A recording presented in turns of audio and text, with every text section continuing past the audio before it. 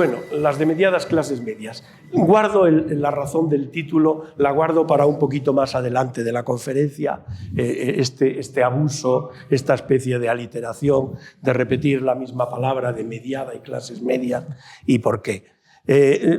Voy a seguir este esquema y así creo que mostrándoselo les facilito el seguimiento. Voy a repartir mi charla en tres partes. Esta primera parte, es decir, este asunto de las clases medias siempre ha estado en el centro de las sociedades contemporáneas. También una redundancia, clases medias y centro, es casi decir lo mismo, pero se supone que las clases medias son de los que están en el centro, ¿no? Haré esta referencia cómo este asunto ocupó el centro de lo que fueron los análisis sociológicos y los debates políticos de la segunda mitad del siglo XX, lo que llamamos los años dorados del desarrollo del capitalismo de bienestar, y cómo ese asunto se plantea ahora en la etapa más reciente, en el siglo XX y particularmente en la última década. Después, que será el centro de lo que hablaré, intentaré mostrarles unos hechos con unos gráficos o unos datos. Eso puede resultar un poco aburrido, pero prefiero hacerlo con datos para mostrar qué está pasando con las clases medias en el mundo y qué está pasando en los países desarrollados, poniendo un ojo en España, y acabaré con unas reflexiones de que tras esta descripción de los hechos de lo que está pasando, intentar comprender por qué hay tanto malestar de las clases medias, que más adelante aparecerá inmediatamente aparece este malestar. Fíjense, esto es una muestra solo de libros, y de libros fundamentalmente de los últimos 10-12 años, el estrujamiento de las clases medias, la desaparición de las clases medias, el fin de la clase media, el ascensor social. El ascensor social se ha roto, la tiranía del mérito, esta doble atención, es decir, las clases medias se reducen, pierden peso, pierden recompensas, pierden ventajas. El mecanismo básico asociado al funcionamiento de las clases medias, que era la movilidad social, con esta metáfora del ascensor social, ya no funciona, se ha roto. Si ponen en Google cualquiera de estas palabras, fin de las clases medias, ascensor social roto, les saldrán cientos de noticias en los periódicos, cientos de artículos de opinión. El estado de opinión generalizado es que las cosas van por aquí, incluso probablemente la mayoría del análisis más experto, del análisis de los sociólogos y de los economistas, van un poco por aquí, ¿no? Por la idea de que este malestar es muy grande. ¿Cómo se ha planteado este asunto? Por seguir un poco con este primer punto inicial. Mira, en los años 50, 60, 70, en esos años dorados de la posguerra mundial, el asunto se planteó primero en la escena de las ciencias sociales, de la sociología, también de la economía. Se planteó como un debate entre las teorías marxistas de las clases, que no solo describían o analizaban lo que serían las sociedades contemporáneas, sino que hacían una prognosis, una predicción de hacia dónde deberían de ir. Es decir, unas sociedades de clases, fue el que introduce el análisis, Marx introduce el análisis moderno de las clases, con una concepción muy dualista de las clases, propietarios y no propietarios. La propiedad de medios de producción era la clave de las desigualdades sociales, y con una prognosis de que las sociedades irían a una creciente desigualdad y a una creciente polarización. Frente a esa perspectiva, frente a esos análisis, una teoría, otros enfoques más de tradición weberiana del sociólogo alemán Max Weber, proponían una teoría no tan de clase sino de estratificación social, que las desigualdades sociales tendrían que explicarse por otros muchos mecanismos, no solo la propiedad, y encontraban un alejamiento más fácil para las clases medias, es decir, para aquellos individuos que no tenían propiedad, es decir, que no eran propietarios de bienes de producción, sino que básicamente tenían capital humano, es decir, tenían conocimientos, y algunos de ellos además en el desarrollo de sus trabajos, de sus actividades en el mercado de trabajo, tenían también algunas funciones jerárquicas, es decir, controlaban o dirigían el trabajo de otros. Los marxistas el asunto de las clases medias se planteó con muchos esfuerzos de la corriente marxista por intentar alojar las clases medias, intentar entender que estas clases estaban en presencia y cómo caracterizarlas, siempre sin caracterizarlas más del lado de la clase obrera o más del lado de los propietarios, más del lado de propietarios y directivos. El otro enfoque, la verdad es que fue ganando mucho terreno, explicando que había una pluralidad de clases y alojando mucho mejor en los análisis, en las interpretaciones, las clases medias. En el debate político de esos años estuvo en el centro también de esto, en el centro sobre si los comportamientos políticos de las gentes se iban a polarizar o no se iban a polarizar con una base de lealtad de clases, o si iban a generalizarse comportamientos, digamos, de clases medias orientadas al centro, es decir, orientadas a propuestas menos ideológicas, menos ancladas en las ideologías de clase.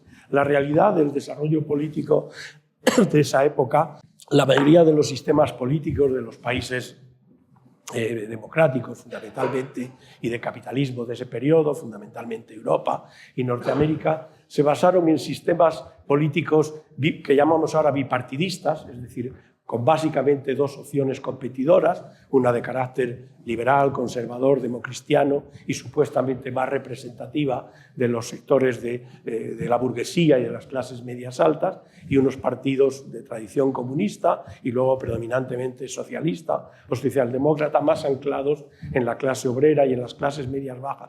Pero la realidad es que los sistemas políticos derivaron hacia bipartidismos que llamaríamos bipartidismos suaves, bipartidismos que se alternaban en el gobierno de los países, y que esa alternancia de bipartidismos suaves, es decir, de bipartidismos que estaban muy basados en el comportamiento de las clases medias, que las clases medias hacían esta función, digamos, de mantener el bipartidismo y de suavizar el bipartidismo, fue la clave del extraordinario desarrollo económico y el desarrollo social de ese periodo. Por eso le llamamos los años dorados. Es decir, fue la base del desarrollo de los sistemas de bienestar social, de los sistemas de protección social, y por eso empezamos a hablar de capitalismo de bienestar. Esto tuvo su importancia en la propia configuración del sistema político de España y del desarrollo de estas últimas décadas en España. Y se lo cuento con una anécdota que le oí contar, una interpretación que le oí contar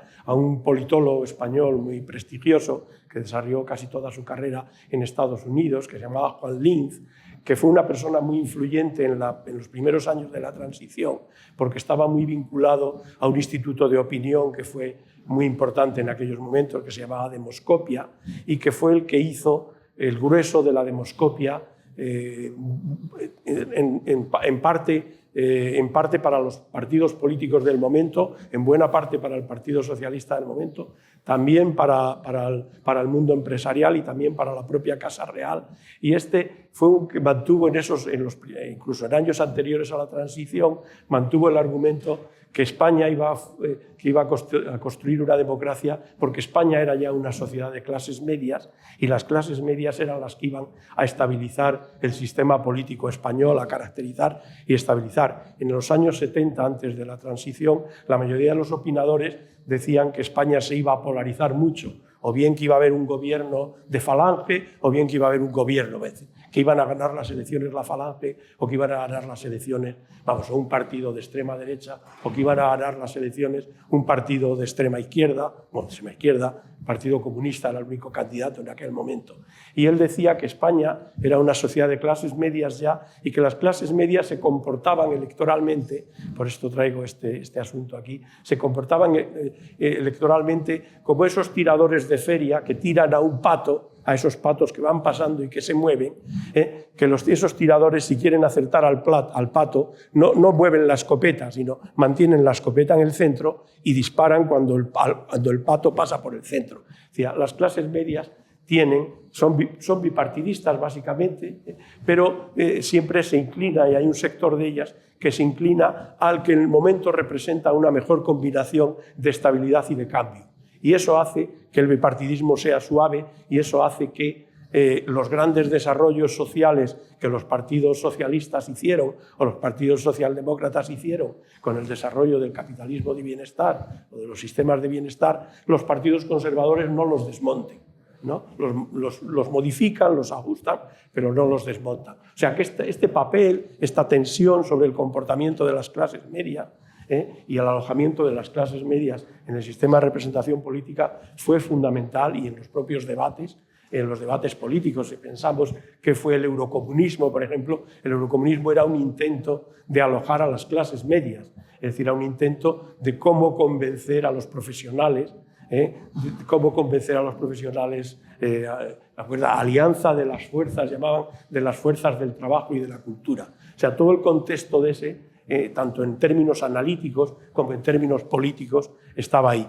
En este momento, mucho más recientemente, el asunto de las clases medias vuelve al centro, está de nuevo en el centro. ¿Por qué? Porque en las interpretaciones más habituales se asocia estos cambios, ya diremos si son tanto de declive o no, estos cambios en las clases medias, este declive de las clases medias y este declive, supuesto declive de la democracia, se asocia a todos los mayores males que están ocurriendo en el propio sistema político, ¿no? Se asocia al crecimiento del populismo, se asocian a la desafección hacia la democracia, hacia los sistemas democráticos, al riesgo de retornos a sistemas más dictatoriales, y que bajo el supuesto de que tampoco las clases medias mejoran en el mundo, al mantenimiento, a la estabilidad de sistemas semidictatoriales que hay en el mundo, en algunos de los países incluso económicamente más dinámicos, ¿no? como puede ser China. O sea que el asunto sigue en el centro. Vamos a pasar un poquito a los hechos, a esa segunda parte, y aquí necesito que me sigan un poco con estos datos o con estos gráficos. Los datos son quizás un poco más aburridos que estas grandes narraciones, que esta especie de hipérboles del fin de las clases medias, la detención del ascensor social. Lo comprendo que se prestan incluso más al aula que a una charla de una tarde de viernes aquí, pero fíjense, esto es lo que está pasando y no me voy a meter no voy a discutir mucho, no voy a meterme a precisar cómo se han definido aquí las clases medias, qué es este tipo de datos. Como son medias, hay mucha arbitrariedad en la lista, hay mucha arbitrariedad para definirlas. ¿Quién está en el medio? Los que tienen más del 20 o más del 30 están en el decil 20 o en el decil 30. Bueno, hay mucha variedad y se van a encontrar datos seguramente, si buscan otros datos, que soportan otros argumentos. Yo creo que los datos míos son sólidos y buenos y soportan el argumento, pero se pueden encontrar otros porque la propia definición de clases medias puede ser discutible y no me pararé demasiado ahí. Fíjense. Solo en el mundo, en el conjunto del mundo. Teníamos en la primera década teníamos 1.900 millones de personas en las clases medias, que era un 27% de la población. 10 años después tenemos 47 millones, tenemos un 47% y 3.700 millones. Si las cosas van como están yendo, y están yendo más o menos así, con pequeños ciclos de crisis, pero yendo así, en 2030 tendremos 5.000 millones de personas, de unos 8.500 millones de personas que habrá en el mundo en ese momento, 5.000 millones de personas en las clases medias. En solo 2 décadas, pasaremos de tener un poco más de un cuarto a tener casi 2/3 de la población mundial en las clases medias. Es una definición generosa de clases medias, se lo aseguro, pero es una definición rigurosa. Es decir, está en las personas que tienen una renta que está situada en el medio del conjunto del mundo, incluso con paridad de compra, es decir, ajustando la paridad de compra de las monedas de diferentes países. Nunca hemos vivido en una sociedad con tantas clases medias, ni viviremos en una sociedad con tantas clases medias.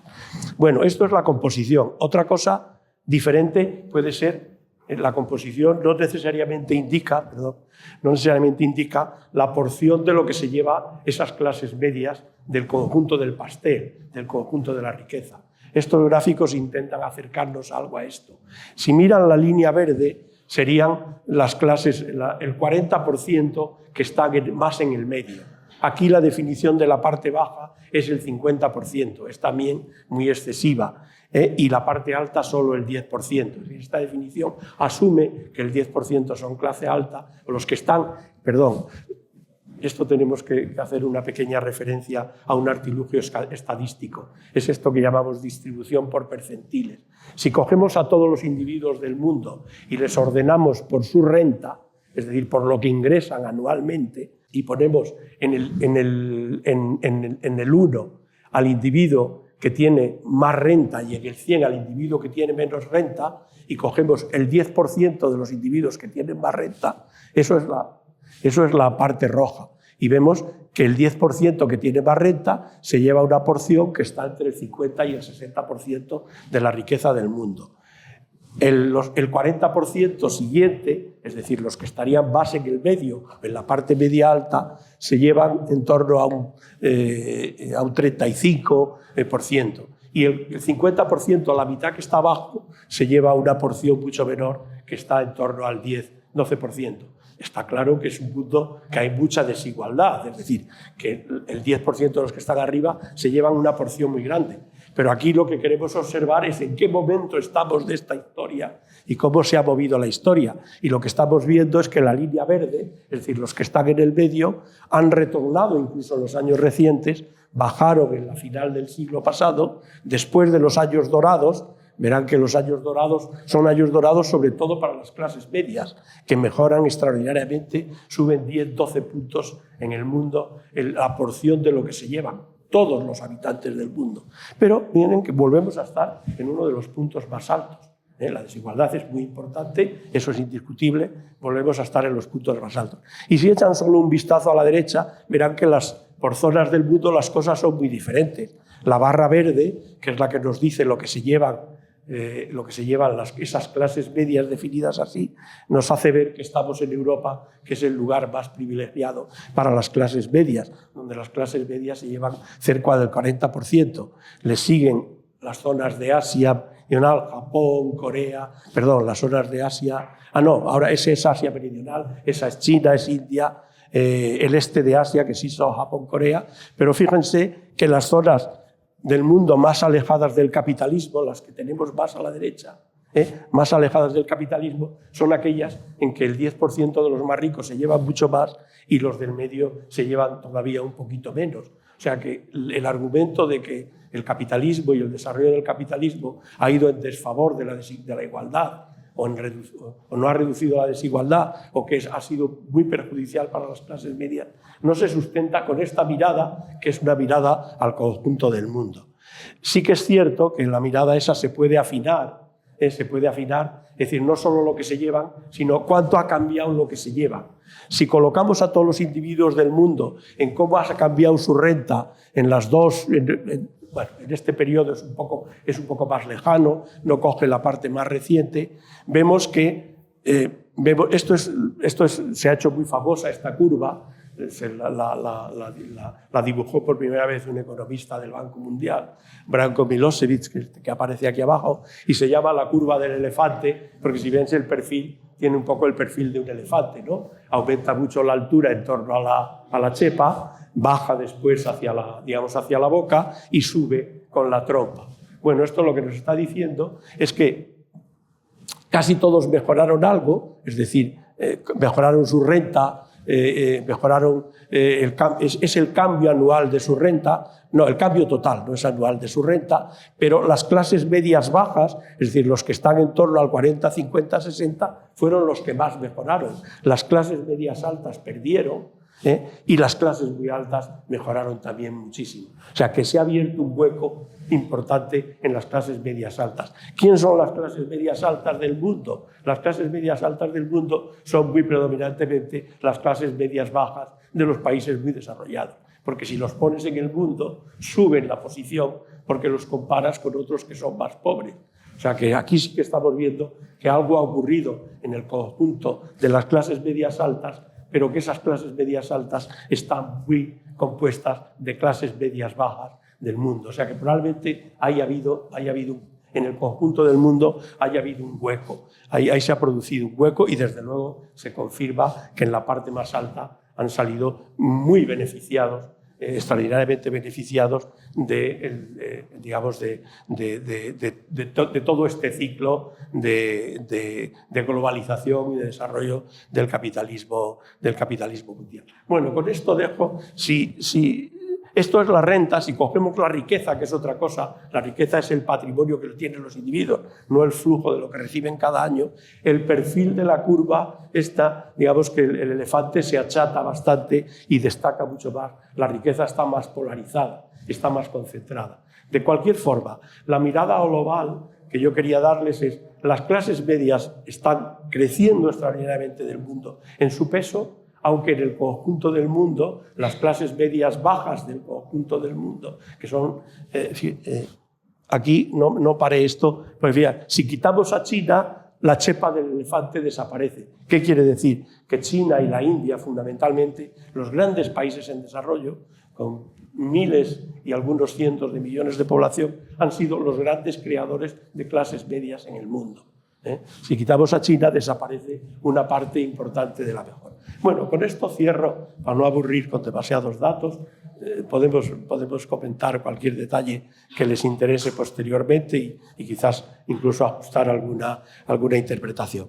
Vamos a pasar a algo más próximo a nosotros, a ver si conseguimos verlo. Bueno, aquí he seleccionado por seleccionar, digamos, lo más fácil de manejar que yo tenía a mano, he seleccionado una información sobre 6 países en los que están, bueno, países muy representativos de la variedad del mundo capitalista desarrollado. Y está España también, es la ventaja. Está Alemania, es decir, un país del centro norte de Europa, digamos, de lo que llamamos capitalismo de bienestar centroeuropeo, socialdemócrata. Está Francia, también otro país centroeuropeo, pero más mediterráneo. Está Polonia, por tener un país europeo del este. Está el Reino Unido, un país de tradición más anglosajona y de sistema de capitalismo un poco más, que llamamos más liberal. Y está Estados Unidos, que es, digamos, el país del mundo con el variante de capitalismo más liberal. A pesar de esta variedad de países y a pesar de todas las diferencias en características que pueden ser claves para la desigualdad, es decir, cuánto han crecido, cuánto a sistemas fiscales, sistemas de protección social, es decir, todo lo que puede influir sobre la desigualdad.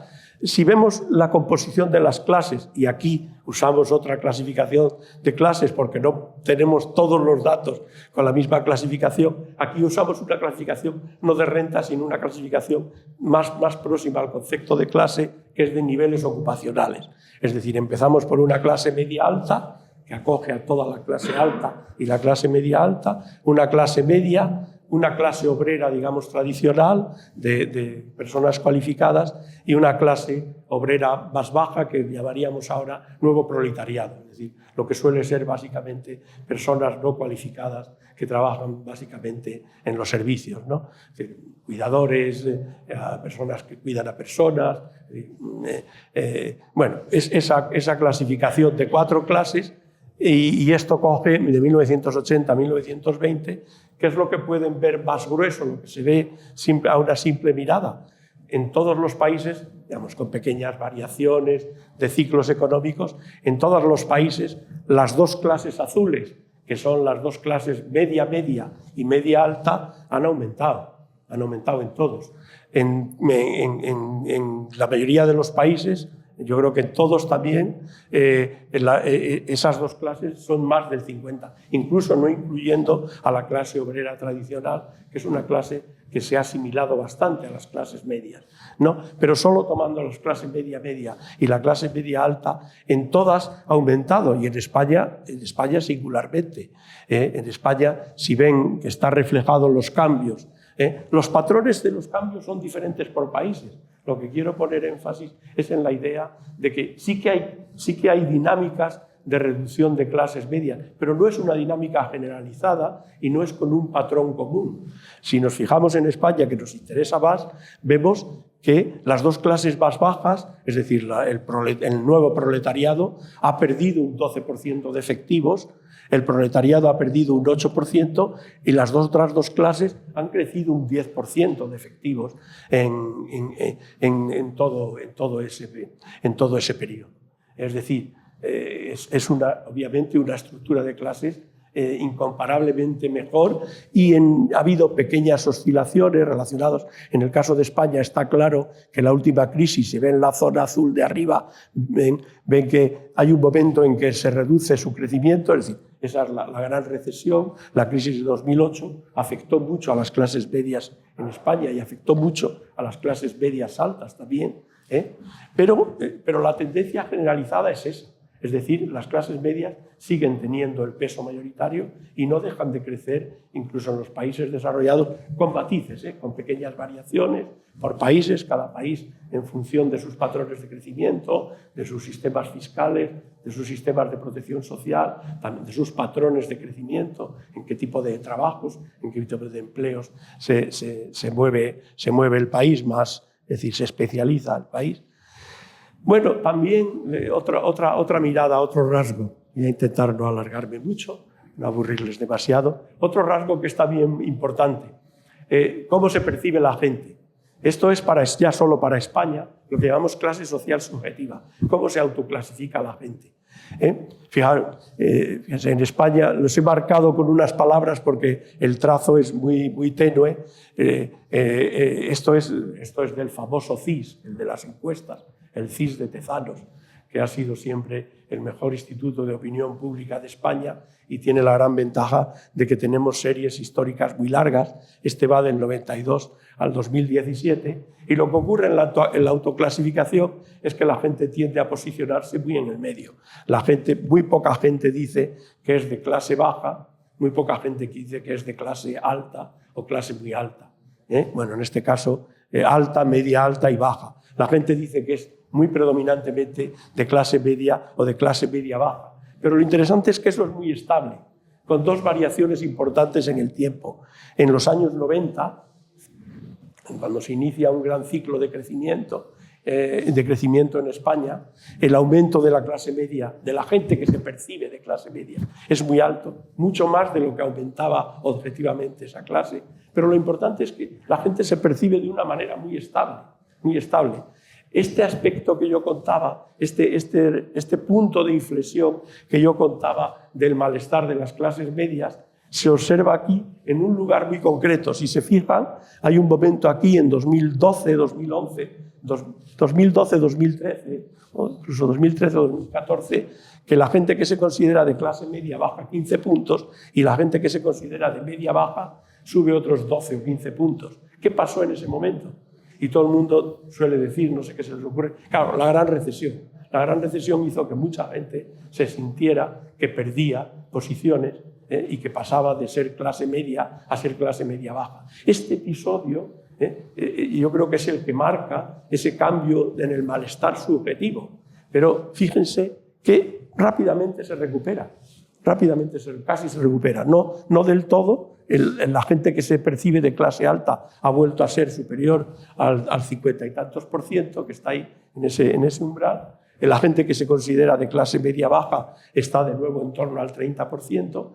Y en realidad lo que ocurrió, eso no se puede ver aquí, lo que ocurrió no es que la gente percibiera que había cambiado de clase como efecto de la crisis económica, porque la crisis económica fue rotundamente, el impacto fuerte de la crisis, de la llamamos gran recesión, fue en 2009, 2010, 2011. Y esto aparece en 2013, 2014. ¿Qué pasó en ese momento? Pasó el 15M. Pasó que se alteró el sistema político de España y hubo mucha gente que empezó a decir esto está machacando a las clases medias. La gente no lo había percibido tanto en su situación objetiva como lo percibió en el discurso político, en el discurso de la opinión pública. Dijo, ahora ya sé lo que me pasa. Ahora me pasa que he dejado de ser clase media. Pero no lo percibió cuando lo dejó de ser, lo percibió cuando en la opinión pública se difundió esa categoría. Se produce con el cambio en la clase social objetiva, se produce con 2 o 3 años de retraso al cambio objetivo. Y es que en ese momento, como saben, todo el sistema político y el sistema de debate político en España cambió, aparecen movimientos sociales y propuestas políticas que dicen eso. Esto está dañando a las clases medias, mucha gente compra ese argumento diciendo, sí, es verdad, lo que me pasa a mí es que he perdido posiciones. Pero rápidamente se ajustan bastante las cosas. Solo un hecho más. Antes les mostré el peso que tenían las clases en estos países y en particular en España. Aquí les puedo mostrar cómo ha cambiado la porción de lo que se lleva. Una cosa es cuántos son, si hay más posiciones en esa clase o menos, y otra cosa es qué porción del pastel se lleva. Lo mismo que veíamos a las clases medias globales. Pero si ven la parte de España, ahí lo que se ve claramente es que en todo es un ciclo largo, es de 1990 a 2020, esto ya está muy actualizado, por eso utilizo esto.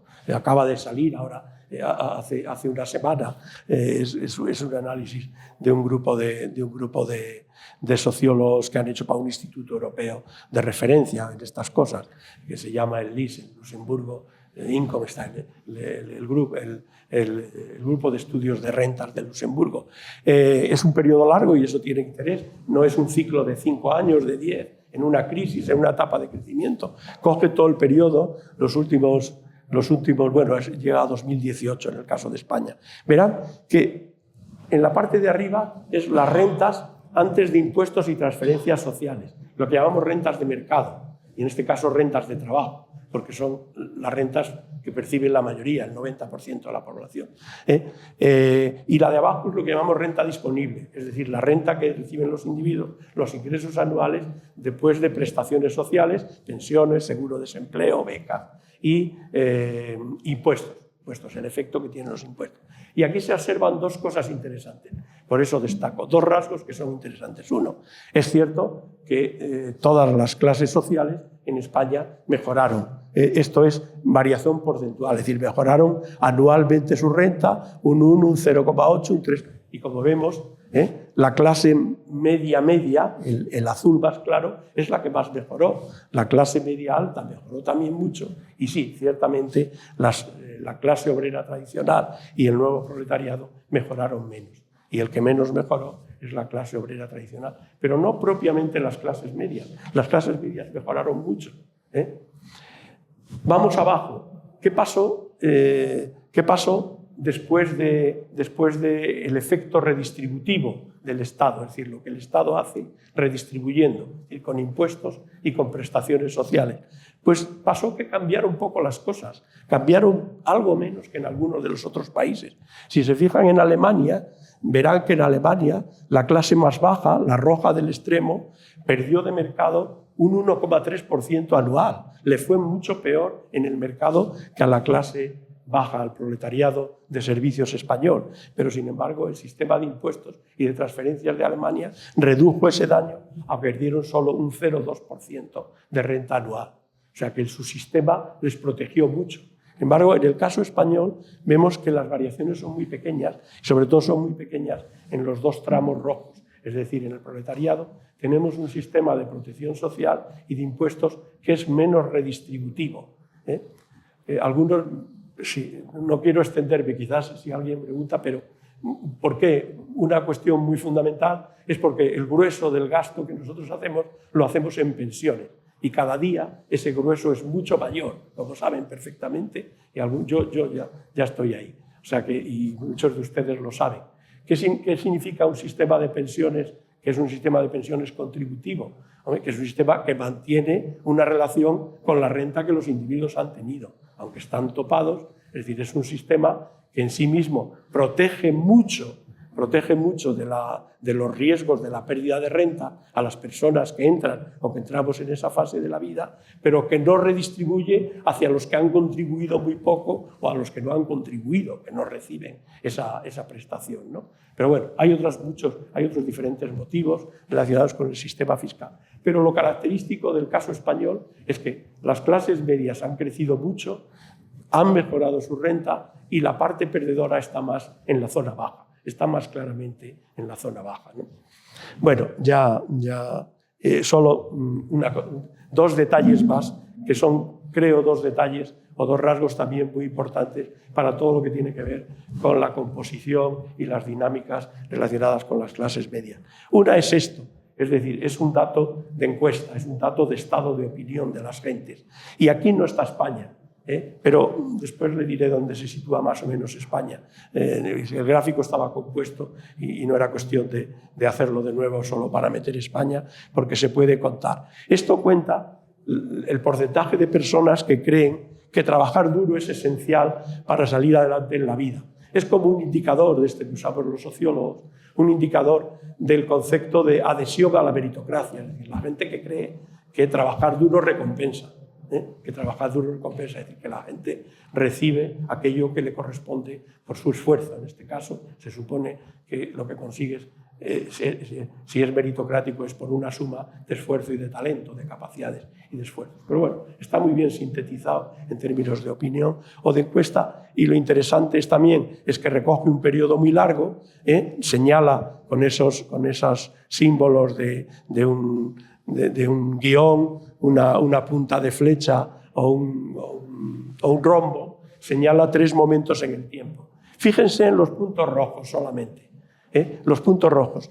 La etapa más reciente, los últimos años, esta década, los últimos años de la década de los 10, del 10 al 20, y sobre todo predominantemente este año más reciente, los puntos rojos están debajo del punto anterior. Es decir, que ha bajado mucho, casi en todos los países ha bajado mucho, que hay diferencias importantes entre países, en todos ha bajado mucho la gente que cree en la meritocracia. Efectivamente, en la percepción de las gentes, la meritocracia ha declinado. Yo creo que ha declinado más en la percepción de las gentes que en la realidad, pero bueno, esa es otra cuestión. Lo importante que quería señalar es que la gente, y esto sí tiene que ver decir, con el estado de ánimo de las clases medias, porque el grueso de estos, el 70% de los que opinan esto, son clases medias, como son el 60 o el 70% en nuestra sociedad. Pero era mostrar este rasgo porque nos permite hablar, si quieren, después un poco más, si les interesa, de meritocracia y qué está pasando con ella. Y último rasgo, este es muy importante en el comportamiento político y lo habrán oído menos veces. Quizás esto de que la gente cree menos en el esfuerzo lo hayan oído más veces. Es un gráfico un poco abigarrado y quizás cuesta un poquito, señala de una manera un poco abigarrada un hecho que es relativamente sencillo. Quizás han oído hablar de que, yo qué sé, de que a la CUP, al partido este de extrema izquierda internacional, independentista en Cataluña, lo votan hijos de la alta burguesía en Cataluña. O quizás hayan oído hablar, no vamos a hablar de España para no herir sensibilidades, pero quizás que a Le Pen, que la candidatura de Le Pen la votan los obreros de Marbella o los inmigrantes de la banlieue de París, o que del caso de Vox, ya si ponemos, también le votan una parte importante de jóvenes o incluso de inmigrantes de primera generación. Bueno, esos son hechos extremos de un fenómeno que no es nada extremo y es un fenómeno que las tradicionales divisiones de clase, es decir, las divisiones que tienen que ver fundamentalmente con la educación y la renta, que al final son las dos dimensiones que contribuyen más a la desigualdad social, la educación porque el capital humano se asocia mucho con la renta y la renta porque es el propio resultado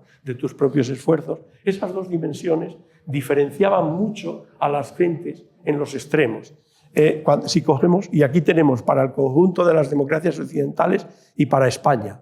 En España se distingue bien porque España son las curvas más cortas porque nosotros tenemos elecciones desde los 80. Entonces, solo podemos analizar esto cuando la gente ha votado, ¿no? Pero ¿qué tenemos? Lo que tenemos aquí, bueno, ¿qué quiere decir que empieza en una parte muy baja? Que los más ricos, cuando hablamos de la renta, es decir, cuando hablamos de la curva azul, o los más educados, el 10% de los más educados, o el 10% de los más ricos, votaban muchísimo menos a la izquierda. Votaban muchísimo menos a la izquierda. Ese 20% quiere decir el menos que votaban con un sesgo mucho más favorable a los partidos de derecha. Miren las democracias occidentales lo que está pasando respecto a la educación. El 10% de los más educados ya votan incluso un poquito más a la izquierda. Ese divide, perdón, la palabra, esa división educativa ha dejado de constituir las lealtades básicas de los comportamientos políticos. Y algo muy parecido, aunque con menos intensidad, ocurre con lo que tiene que ver con la renta. El 10% de los más ricos el 10% de los más ricos votaban mucho menos a la izquierda. Ya los votan un poco más, es decir, todavía menos, un poco más. Fíjense en España cómo ha cambiado. En 1980 los más ricos votaban muy poco a la izquierda. Ahora están acercándose y empiezan a votar casi lo mismo que el resto de la población. Esto está ocurriendo en casi todos. Nunca se debe decir en todos porque hay mucha variedad en el mundo, pero está ocurriendo en casi todos los sistemas políticos y en casi todos los cambios en la competencia electoral. Es decir, que las tradicionales divisiones de clase están perdiendo peso y la competencia política está estableciéndose sobre otros ejes. En el caso de España es bien claro que hay otros ejes que deciden el comportamiento político. Por ejemplo, uno que es ya muy tradicional en España es el eje que solemos llamar centro-periferia. Es decir, hay nacionalismos de periferia que consiguen un voto que tiene, digamos, una lealtad de esas características, no tanto una lealtad de clases. Aunque hay quien interpreta también que la lealtad al nacionalismo es una lealtad predominantemente de clase y de clase media alta, pero bueno, eso es más discutible. Pero la manera en que los populismos de izquierda, por ejemplo, están recogiendo el voto de clases profesionales, de profesionales de los servicios públicos, en el caso de España, por ejemplo, de empleados públicos de la salud, médicos, enfermeras, o el caso en que el populismo de derechas está recogiendo votos de clase obrera, incluso de nuevo proletariado, ¿no? De clase obrera tradicional, es decir, de trabajadores no cualificados de los servicios, es un fenómeno muy extendido. Es decir, es este sistema que en España se parece transitoriamente reforzado, de un bipartidismo suave, está muy debilitado en todo el mundo. Ese bipartidismo suave estaba basado en estos anclajes basados en las dimensiones de clase y eso está cambiando profundamente. Está cambiando tan profundamente y tan recientemente que no sabemos interpretar muy bien todos los ejes que ahora están en juego. Está claro que hay un eje identitario también que está en juego, ¿no? Este eje identitario que tanto los extremos de derechas como los extremos de izquierdas movilizan y agitan, es decir, somos un pueblo, somos una nación única, esa identidad, o somos una minoría, somos feministas, somos mujeres, somos inmigrantes, somos discapacitados, es decir, que la base de identidades grupales sea la base de la competencia.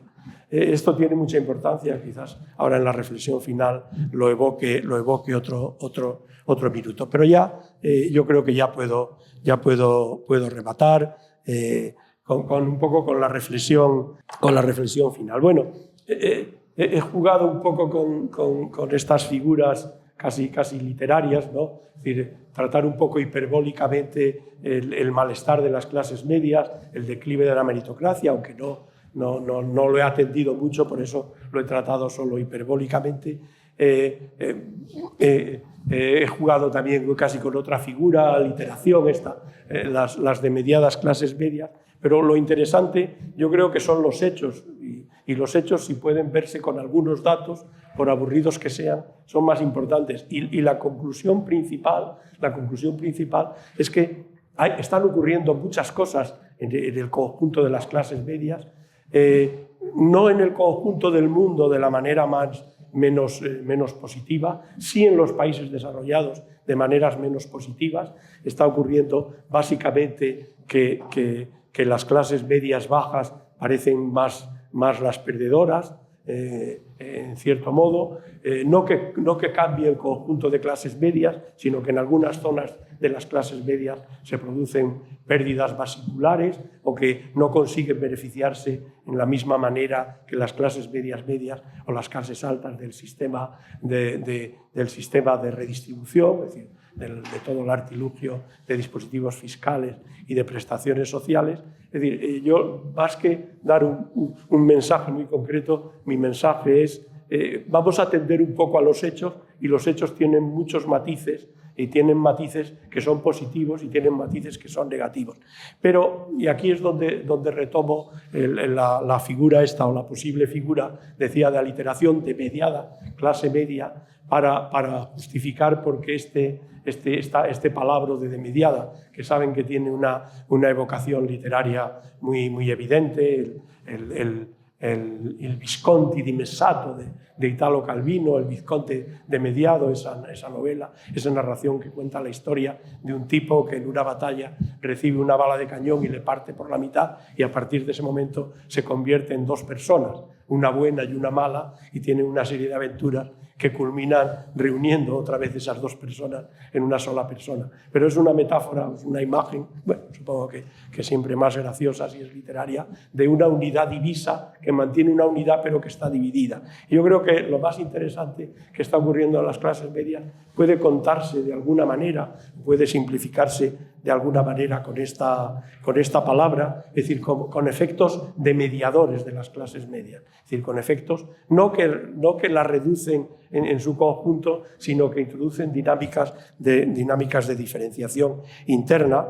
Yo creo que la dinámica de diferenciación interna mayor es esta, de que probablemente, primero, que no he insistido mucho, una dinámica perceptiva, y es que las clases medias, digamos, las clases medias ven como las clases muy altas o las clases medias altas, más bien las clases muy altas, porque incluso cuando decimos aquí eso, el 10% parece una clase muy alta. En ese 10% estoy yo, y como soy un profesor universitario, pues más o menos pueden estimar ustedes mi renta. O sea que es el 1% incluso, que se supone que el 1% es de Amancio Ortegas, de Elon Musk y de figuras de este tipo, ni mucho menos. Esas figuras son decimales en la distribución. El 1%, en el caso de España, estarían dos profesionales que trabajan en el sector privado, un abogado y un ingeniero, una abogada y un ingeniero que trabajan en el sector privado con salarios brutos de 5.000 euros cada uno, están en el 1%. O sea, el 1% son esos. No se crean, cuando se refiere al 1%, hay un poco de demagogia pensando que son todos. Ese porcentaje, y particularmente en Europa, en Dubái, en algún otro sitio, son muchos más, pero en los países desarrollados de nuestro entorno son bastantes menos, ¿no? Es decir, lo que sí pasa es que, digo, que las clases medias tienen una percepción de que las clases medias altas se les distancian mucho, más porque miran al 1% que al 10%, o más porque se transmite mucho la imagen del 1%. Y segundo, sí que algunos sectores de clases bajas han perdido distancia respecto a las clases medias y a las clases medias altas. Pero hay otras dinámicas. En las clases medias, otras dinámicas de mediadoras que yo no he tocado porque cuesta más y hay que usar datos menos visibles rápidamente. Es una cierta diferenciación entre las clases medias cosmopolitas y las clases medias locales. Es decir, las clases medias de profesionales cualificados que se pueden mover en todas las ventajas que representa el escenario multinacional. Es decir, que pueden ir a grandes corporaciones, a grandes organismos, moverse por el mundo o moverse con todas las oportunidades, y clases medias locales, es decir, pequeños propietarios, incluso empleados públicos o privados de empresas poco de servicios nada globalizados, que tienen jerarquías limitadas, que tienen cualificación, pero que ven que progresan muy poco a lo largo de su vida. Esto pasa mucho en algunos servicios públicos. Uno puede pasar de médico, pero de médico de a pie, digamos, 20, 30, 35 años de su vida. No tiene una posición mala, pero percibe que está atrapado en una posición, digamos, local, es decir, que no es capaz de beneficiarse de las dinámicas estas que el mundo globalizado ofrece. Esta distinción, si les evoco un hecho muy conocido, algunos conflictos muy conocidos, quizás se la representan un poco mejor, es la tensión o la dinámica de dualización o de mediación que está detrás de conflictos como el de los chalecos amarillos en Francia. Es decir, conflictos protagonizados mucho por clases medias de estas que yo llamo locales, muy atadas a su propio territorio y a las exclusivas ventajas de su territorio, que no suelen ser urbes globales, que no suelen ser, digamos, ventanas o lugares, posiciones que permitan todas estas oportunidades de la sociedad global, incluso que no son tan cosmopolitas culturalmente como para digamos, tolerar el avance de los progresos identitarios, es decir, estas cosas, es decir, que incluso tienden a posicionarse o tomar posiciones un poco más conservadoras y adherirse más a las propuestas, digamos, más del extremo más conservador. Yo creo que eso tiene su importancia, esta diferencia entre cosmopolitismo y localismo dentro de las clases medias. Yo creo que otra muy importante es cómo ha cambiado el ascensor social, es decir, los mecanismos de movilidad que, como saben, están crucialmente asociados a la educación, porque la educación es el artilugio fundamental, es decir, los individuos recibimos una clase social de nuestros padres, es decir, tenemos un origen social y solo si lo podemos modificar, o para los individuos que tienen un origen social bajo, solo lo pueden modificar a través de la educación como ascensor social. La educación social ha sido y sigue siendo el ascensor social, es decir, no hay otro. Para los que vienen de posiciones bajas no hay otro. Pero sí que es cierto que ha cambiado algo de sus dinámicas. ¿En qué sentido? Bueno, pues en un sentido que es un poco demográfico, en cierto, que tiene una base demográfica. Cuando yo estudié el bachillerato, en mi pueblo, aquí en Puente Villarente, que seríamos de mi generación unos 15 o 16 muchachos y muchachas, solo estudiamos el bachillerato 2, solo seguimos el bachillerato 2. Hombre, si seguimos el bachillerato 2, alguna capacidad tendríamos. Si además en aquel momento llegamos a la España de los años 80 con un cambio de la estructura social extraordinaria, no es extraño que el ascensor social funcionara bien para nosotros. Ahora, la educación, el bachillerato elemental de entonces es educación obligatoria, es decir, la consiguen el 95% de las personas, y la educación universitaria la consiguen en España ya casi 2/3 de los muchachos entre 18 y 25 años están en la universidad. O sea, como pueden ser, la competencia de la educación se ha hecho muy diferente. No se puede competir lo mismo cuando es un 10% con muchas posiciones en la estructura social, cuando es un 60% compitiendo por un 20% de las posiciones sociales, que serán el máximo que hay en una sociedad de puestos de nivel universitario. O sea que hay un cambio que es estrictamente demográfico. Pero también ha cambiado por otras cosas, y precisamente por esta base. Cuando la educación se extiende, entran en juego otros mecanismos, que llamamos los sociólogos mecanismos compensatorios. Es decir, que a algunos individuos les producen efectos superiores, digamos, efectos que compensan, que compensan su competencia respecto a otros. El más habitual es el capital social, el más extendido, es decir, el tener relaciones, el conocer gente, el tener oportunidades. El otro también muy importante, y crecientemente importante, es el capital cultural.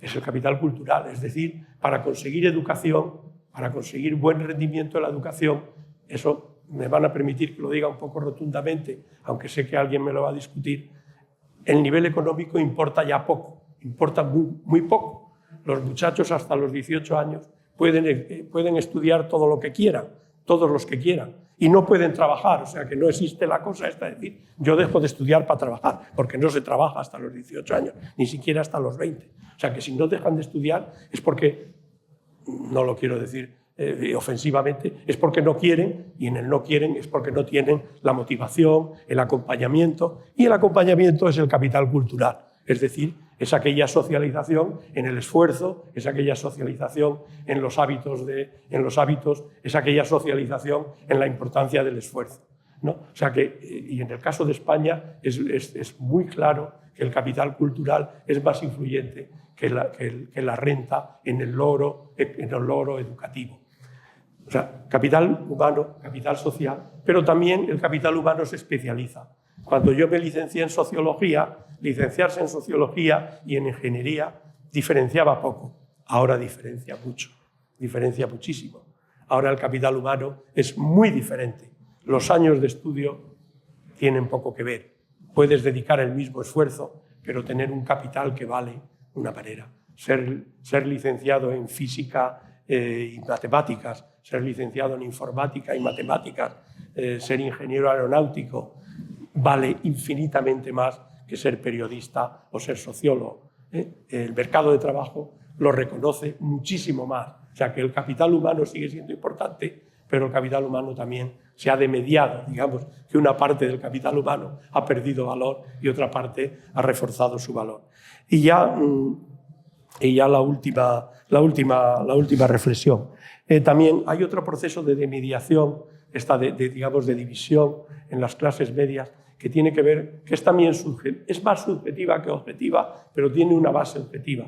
Hay un sector de las clases medias que percibe que son tratados injustamente por el sistema de redistribución, por todo este sistema, sobre todo, ya no me refiero tanto bueno, sí, de impuestos y de prestaciones sociales, porque son clases medias que trabajan, pequeños propietarios, obreros, que trabajan, que se esfuerzan mucho, algunos de ustedes quizás pertenecen a esos oficios, tienen un pequeño negocio, trabajan toda su vida, 6 o 7 días a la semana, se esfuerzan mucho por sacar una familia adelante y perciben que reciben muy poco del Estado. Y sin embargo que hay un segmento de personas que contribuyen muy poco, que trabajan muy poco, que se esfuerzan muy poco y que reciben prestaciones y que reciben muchas prestaciones, que tienen el mismo acceso a la educación, que tienen el mismo acceso a la salud, que tienen una renta mínima disponible para ellos, que no les obliga a trabajar. No estoy describiendo la realidad, estoy describiendo la percepción.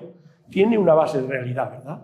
Quizás no es una realidad completa, es una realidad un poco deformada, pero una buena parte del malestar de las clases medias, sobre todo las clases de sectores de las clases medias bajas, tiene que ver con esto. Y de ahí tiene que ver que un sector de estos importante haya comprado un poquito también la retórica política que va por ahí. Inmigrantes han comprado una retórica política que, en mi modesta opinión, es una retórica extraordinariamente excesiva, es decir, es una retórica que no responde a la realidad, pero sobre la base de una comparación de situaciones que tiene un cierto fundamento. Y nada más, quizás solo rematar con... pensaba dedicarle un poquito más a la movilidad social y a la meritocracia, solo rematar con la idea de que es muy probable que la meritocracia haya declinado algo, y esto que he dicho del ascensor social va en esa dirección. Pero no hay engaño mayor para los de más abajo que convencerles de que el esfuerzo no importa. Lo más importante para los de más abajo es el esfuerzo porque no tienen otro. Los demás tienen otros efectos compensatorios. Pueden tener capital cultural, pueden tener capital social, incluso es más probable que accedan a cualificaciones de estas un poco más de élite porque se pueden pagar un máster en un centro de no sé qué, de 40.000 euros al año, pero los de abajo solo tienen esfuerzo y convencerles que el esfuerzo no importa es el daño mayor que se les puede hacer. Supongo que algo les sonará este asunto, porque yo creo que está también en el ambiente público y en los debates. Y un sector, sobre todo un sector de la izquierda, ha comprado muy pronto y muy fácil, yo creo, el argumento de que la meritocracia, y aparece un libro de un filósofo, sociólogo prestigiosísimo en el mundo, Michael Sandel, de un éxito extraordinario, Premio Príncipe de Asturias, que ha escrito ese libro de la tiranía del mérito, que tiene una base de fundamento, pero yo creo que está haciendo un cierto daño en esta dirección que comentaba. Muchas gracias por su atención.